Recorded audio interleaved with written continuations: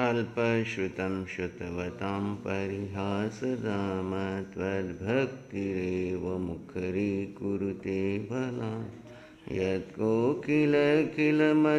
मधुरं विरोति तच्चाम्रचारुकलिकानिकरेक अल्पश्रुतं श्रुतवतां परिहासदाम त्वद्भक्तिरेव मुखरीकुरुते बलान् यत्कोकिलकिलमधो मधुरं विरोति तच्चाम्रचारुकलिकानिकरेक अल्पश्रुतं श्रुतवतां परिहासदां त्वद्भक्तिरेव मुखरीकुरुते बलान् यत्कोकिलकिलमधो मधुरं विरोति तच्चाम्रचारुकलिका। आराध्य अरिहंत प्रभु के चरणों में अनंत अनंत आस्था के साथ वंदन। शासनपति श्रमण भगवान महावीर स्वामी के चरणों में अनंत अनंत आस्था के साथ वंदन। जिन शासन देव जिन शासन माता को नमन। आत्मज्ञानी सद्गुरुदेव युग प्रधान आचार्य भगवान के चरणों में अनंत अनंत आस्था के साथ वंदन। आत्मा प्रिय मुनिवृंद, आत्मार्थी साधक साधिकाओं,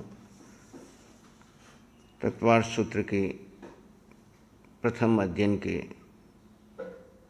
4 सूत्रों पर हमने चर्चा की। सम्यक दर्शन ज्ञान चरित्राणि मोक्ष मार्गः, तत्वार्थ श्रद्धानां सम्यक दर्शनम, तन्निसर्गादधिगमात्वा जीवा जीवाश्रव बंध संवर निर्जरा मोक्षास्तत्वम। 7 तत्वों पर कल हमने चर्चा की, जिसको जैन आगमों में 9 तत्व के रूप में भी जाना जाता है। जीव, अजीव, पुण्य, पाप, आश्रव, संवर, निजरा, बंध और मोक्ष, ये क्रम आगमों में मिलता है। आचार्य श्री ने इसको संक्षिप्त करके जीव, अजीव के साथ आश्रव, आश्रव में ही पुण्य पाप ले लिया और आश्रव के साथ ही बंध जोड़ दिया कि आश्रव होते ही बंध होता है और बंध हो गया तो अब मुक्त होना है, तो उसके लिए क्या करना है, पहले बंध को रोकना है।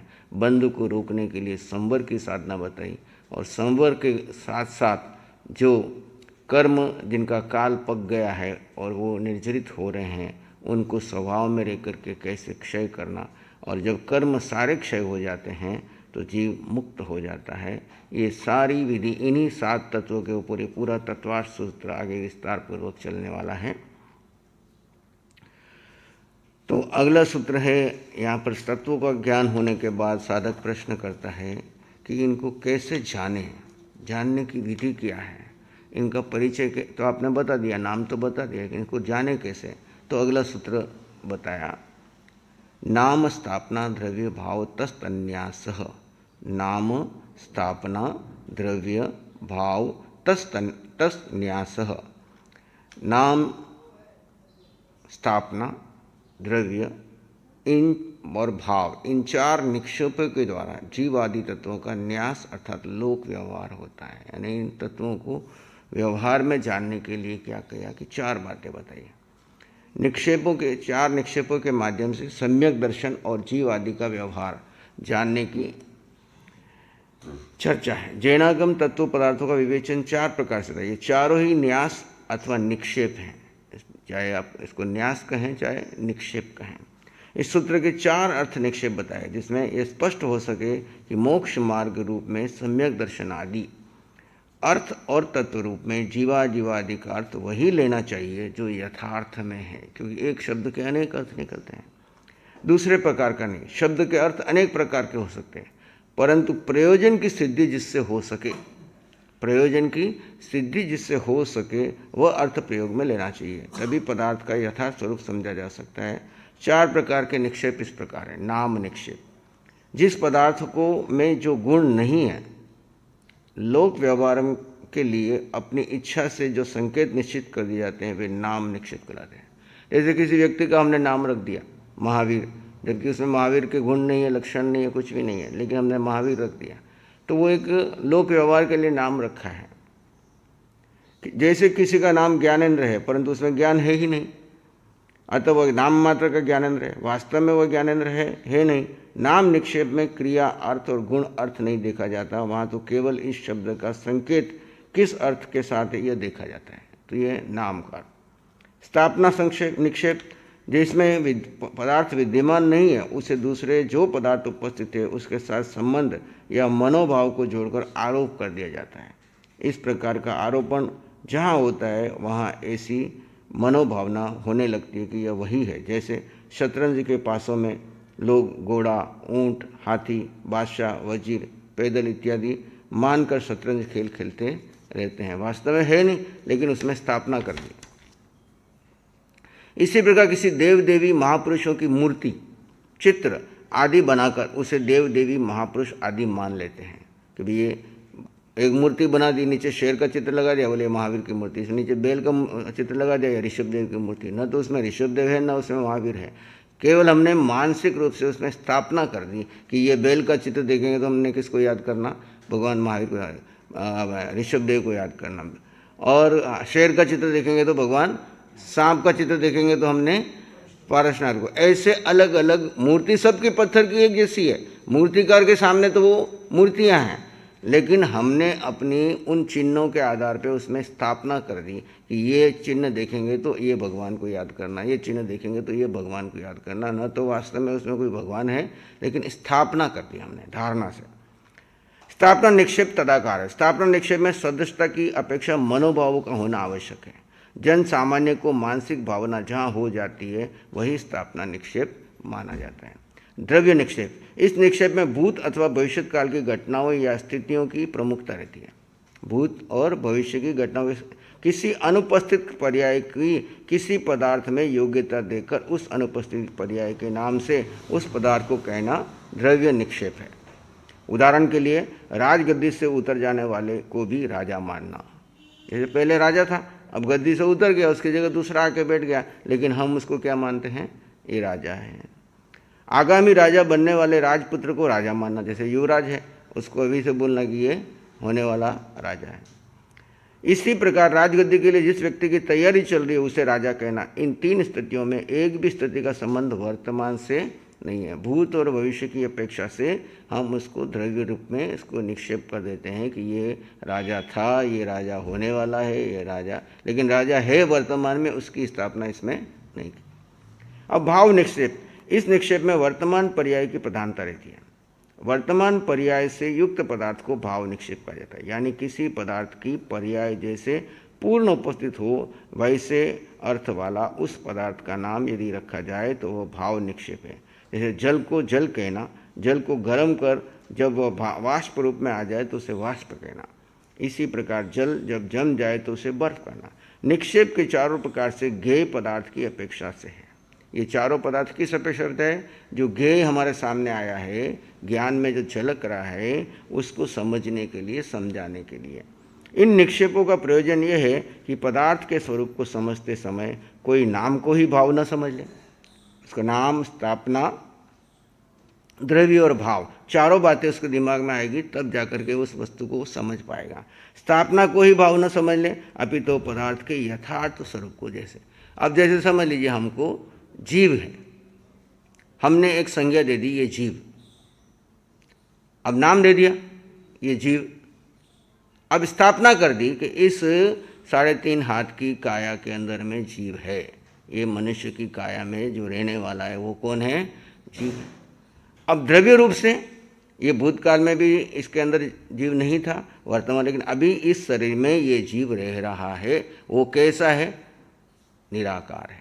अब भाव रूप में उसके गुण आ जाएंगे। भाव रूप में वर्तमान में उसमें जो गुण समाये हुए हैं, ऐसे प्रत्येक द्रव्य, जीव, अजीव, है ना, आश्रव, बंध, संवर, निजरा, इन सब को जानने के लिए ये 4 निक्षेप है और यथार्थ स्वरूप समझना है।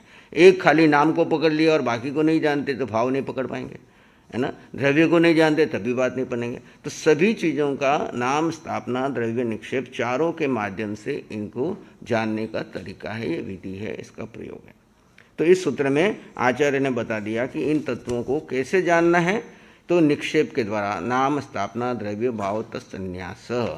फिर आगे पूछा कि और इनको किस प्रकार से जाना जाए, जानने के लिए तत्वों को, तो आगे कहा प्रमाण और नय से।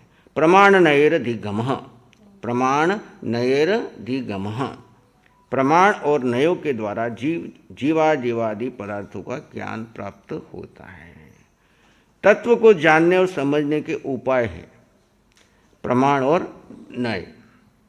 ये दोनों तत्व परीक्षा के प्रमुख साधन हैं।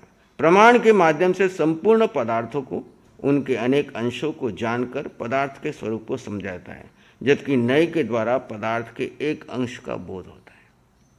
प्रमाण के दो भेद बताएं, प्रत्यक्ष प्रमाण और अप्रत्यक्ष प्रमाण। जैसे जीव के अंदर में आत्मा है और आत्मा के गुण हैं, तो प्रत्यक्ष रूप से जीव को जानता है, बीच में किसी साधन की जरूरत नहीं है, वो है प्रत्यक्ष प्रमाण। और अप्रत्यक्ष प्रमाण किसी साधन के माध्यम से जाना, जो ज्ञान बिना मन इंद्रियों की सहायता से सीधा आत्मा से होता है, वह प्रत्यक्ष प्रमाण है, जिसको प्रत्यक्ष ज्ञान कहा। परोक्ष या अप्रत्यक्ष प्रमाण से मन और इंद्रियों आदि की सहायता से अपेक्षित है। मन और इंद्रियों की सहायता से जो ज्ञान जाना जाता है वो है परोक्ष प्रमाण। तो प्रत्यक्ष प्रमाण, परोक्ष प्रमाण।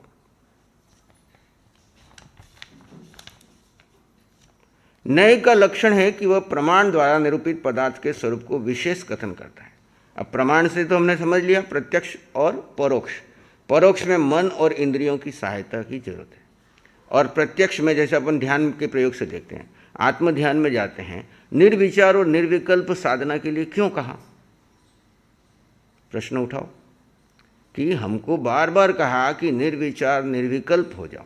जब निर्विचार निर्विकल्प हो जाते हैं तो ये जो प्रत्यक्ष के बीच में परोक्ष साधन है, मन और इंद्रियां, ये हट जाती है। इन साधनों की हमको उस समय जरूरत नहीं है, क्योंकि हम प्रत्यक्ष रूप से सीधा आत्मा में स्थित होना चाहते हैं।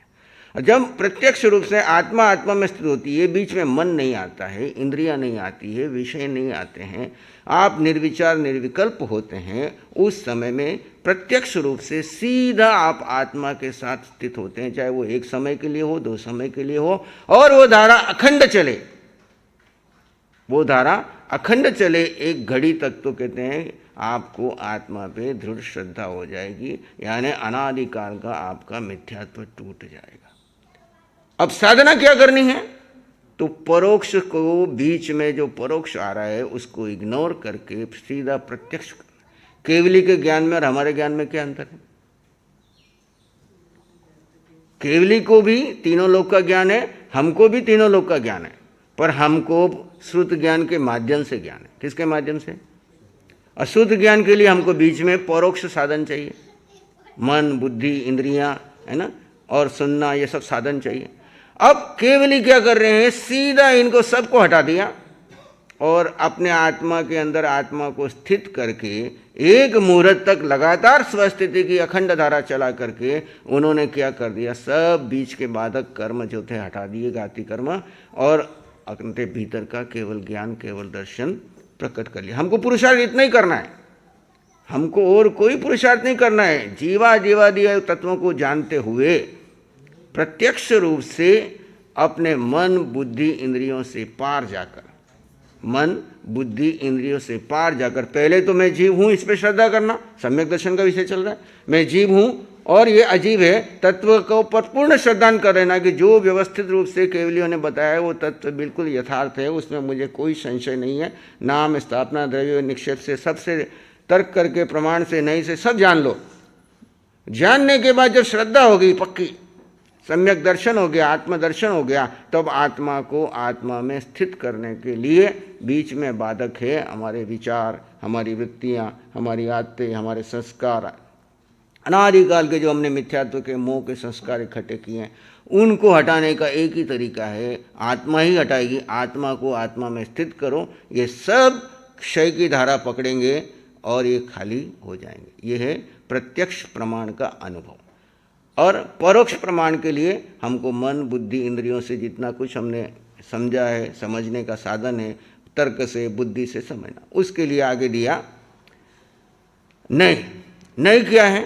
नय का लक्षण है कि वह प्रमाण द्वारा निरूपित पदार्थ के स्वरूप का विशेष कथन करता है। जैसे मनुष्य है, वह सामान्य कथन प्रमाण है, लेकिन यह मनुष्य के हाथ, पांव, आँख, नाक आदि अंगों उपांगों की अपेक्षा विशेष विशेष कथन नय के द्वारा ही संभव है। इस प्रकार पदार्थ में जो अनंत धर्म गुण होते हैं, उनमें से किसी एक धर्म के द्वारा पदार्थ को निश्चय करना नय, किसी एक धर्म से एक अपेक्षा से बताना वो नय, और अनेक धर्म गुणों के द्वारा पदार्थ का अनेक रूप से निश्चय करना प्रमाण।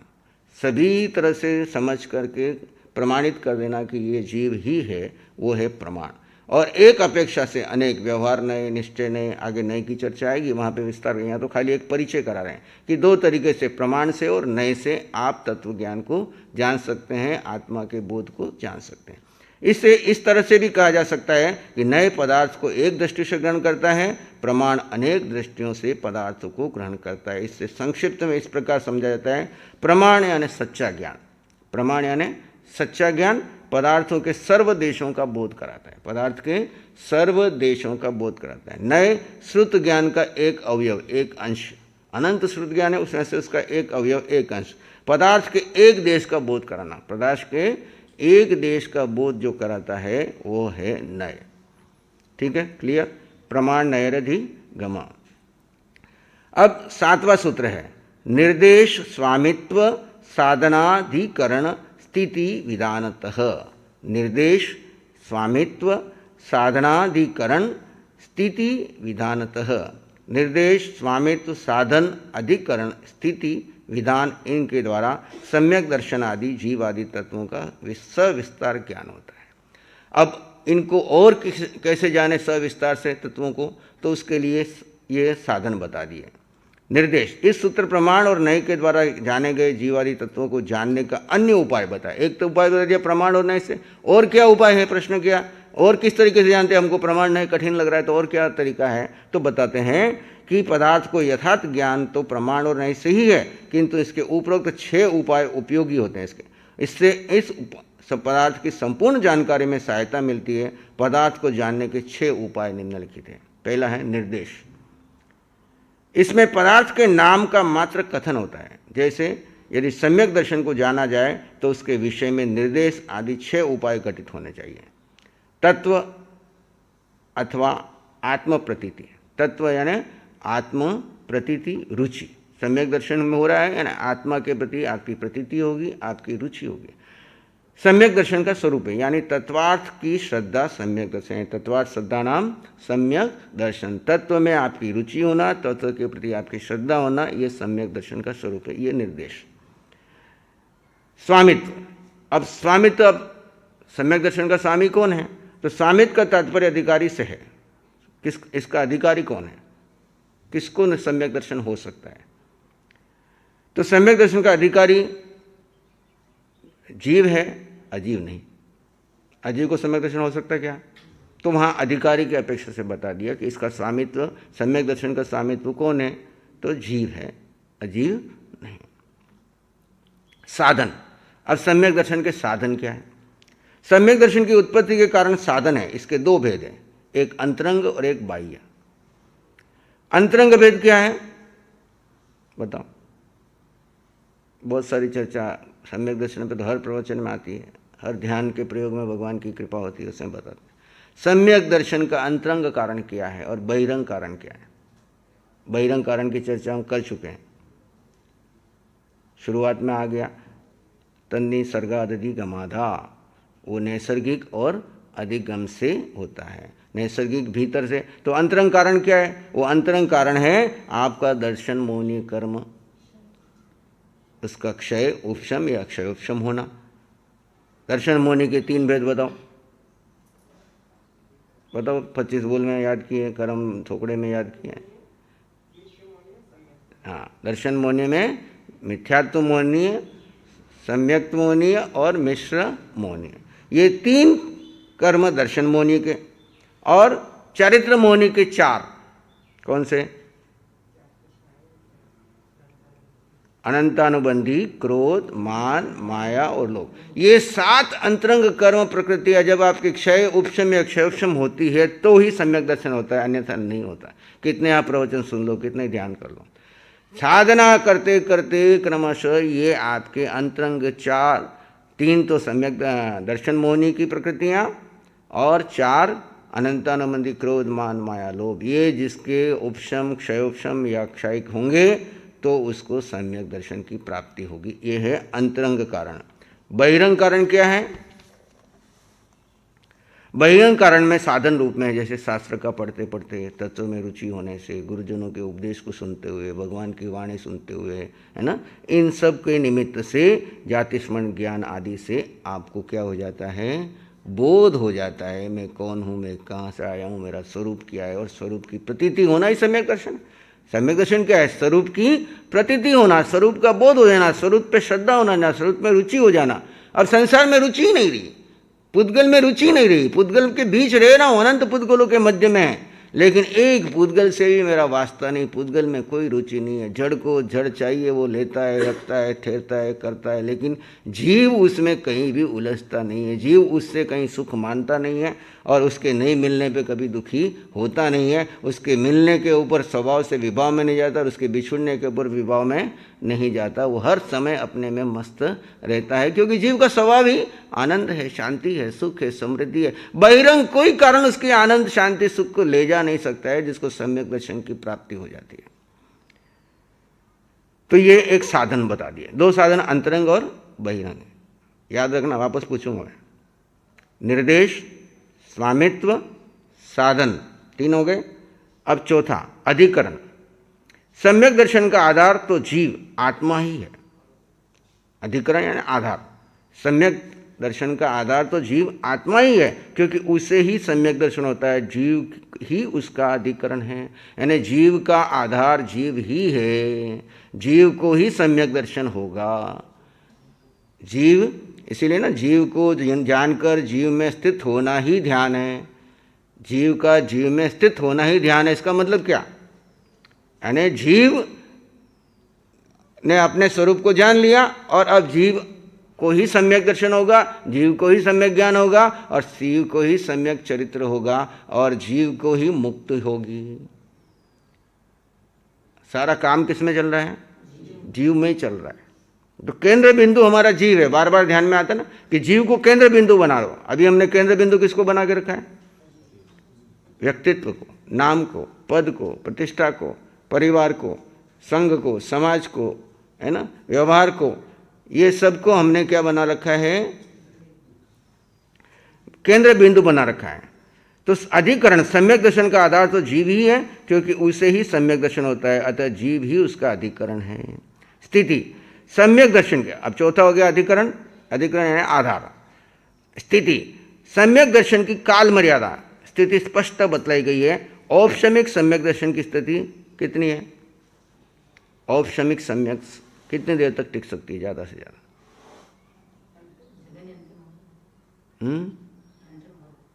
हाँ, अंतर मुहूर्त से ज़्यादा, एक मुहूर्त को क्रॉस करे तो फिर तो क्षयिक हो जाए, है ना। तो जगन्य एक मुहूर्त मात्र सम्यक दर्शन की, औपशमिक सम्यक की स्थिति एक मुहूर्त मात्र, एक मुहूर्त से ज़्यादा नहीं जाती हो। और क्षयोपशमिक सम्यक दर्शन की उत्कृष्ट स्थिति 66 सागरोपम की है। क्षयोपशमिक, कुछ क्षय कुछ उपशम, कुछ क्षय कुछ, जो हमारी धारा चल रही है, हमारी अभी क्षयोपशम की धारा है। और सम्यक दर्शन की उत्कृष्ट स्थिति इसी प्रकार औपशमिक सम्यक दर्शन शांत है, क्योंकि वह होकर भी स्थिर नहीं रहता। क्षयिक सम्यक दर्शन अनंत है, क्योंकि वह एक बार प्राप्त होने पर कभी नहीं छूटता। क्षयिक सम्यक दर्शन जिसको प्राप्त हो गया, एक बार जिसको प्राप्त हो गया, उसकी स्थिति अनंत है। कैसे बताओ? क्योंकि वो कभी छूटता नहीं। एक बार जिसको क्षयिक संकित हो गई, अब वो वापस डूबेगा नहीं संसार में, वो 4 गति की यात्रा में नहीं करेगा, वो वापस मिथ्यात्व में नहीं जाएगा। और क्षयिक संकित वाला आगे बढ़ते बढ़ते अपने मोह कर्म को क्षय करके केवल ज्ञान को पा करके कहाँ जाएगा? और सिद्ध शला में उसकी क्षयिक संकित साथ रहेगी कि नहीं रहेगी? क्योंकि क्षयिक है तो हमेशा रहने वाली है, इसलिए वो क्षयिक संकित सम्यक दर्शन अनंत है, क्योंकि वो एक बार प्राप्त होने पर कभी नहीं छूटता। वह मुक्त हो जाने पर भी जीव के साथ सिद्ध अवस्था में बना रहता है। एक घड़ी से नीचे नहीं जाता। एक घड़ी से नीचे नहीं जाता।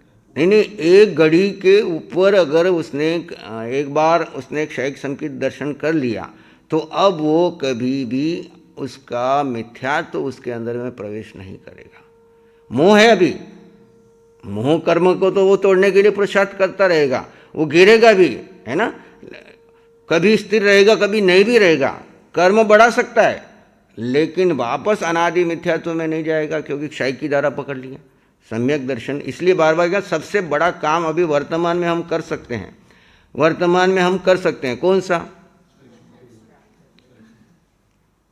सा काम कर सकते हैं? वो है क्षय सम्यक का। इसमें काल बाधक नहीं है, इसमें काल बाधक नहीं है, पंचम काल कहीं पर भी बाधक नहीं है क्षय संकित में। सिर्फ आपको चतुर्थ काल की जो साधना मिली है उसमें रुचि पैदा करनी है, उसको महत्व देना है, और उसको रुचि पैदा करके उसको महत्व दे करके अगर आप साधना में आगे बढ़ते हैं तो अंतिम ले लेते हैं विधान। सम्यक दर्शन के भेद आदि को विधान कहा गया है। सम्यक दर्शन के अनेक भेद हैं, नैसर्गिक, अधिगमज, निश्चय, व्यवहार, द्रव्य, भाव, पौद्गलिक, अबौद्गलिक, क्षय। इस प्रकार से विधान यानी भेद, निश्चय संकित, व्यवहार संकित, द्रव्य, भाव, ऐसे अनेक प्रकार से इसके भेद किए गए हैं। तो ये 6 साधन हैं। इन 3 सूत्रों के ऊपर हमने यहाँ पे चर्चा की। सम्यक दर्शन प्राप्ति के बाद उसको प्राप्त करने के निर्देश, स्वामित्व, साधन, अधिकरण, स्थिति और विधान। सूत्र क्या है? निर्देश, स्वामित्व, साधना, अधिकरण, स्थिति, विधानतः। निर्देश, स्वामित्व, साधन, अधिकरण, स्थिति, विधान, इनके द्वारा सम्यक दर्शन आदि एवं जीवादि तत्वों को विस्तार से ज्ञान प्राप्त होता है। बाकी की चर्चा यथा समय आचार्य भगवान पधार रहे हैं। जय